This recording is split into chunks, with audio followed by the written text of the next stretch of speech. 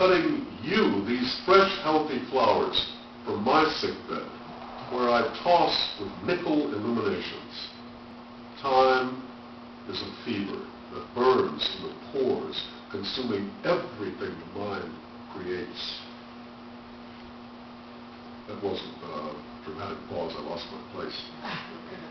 I send you this cool arrangement of dream blossoms, these tender stems and shining leaves, while I shiver and detect in your own eyes a gentle remove, a similar disgust with what has come to our fat, cancerous gland of the sensual circus and the disembodied broadcast wave. Swallowing in sorrow to hear the old hatred and undercover selfishness rumbling back up from the bosoms of men out into the good open air. Perfect.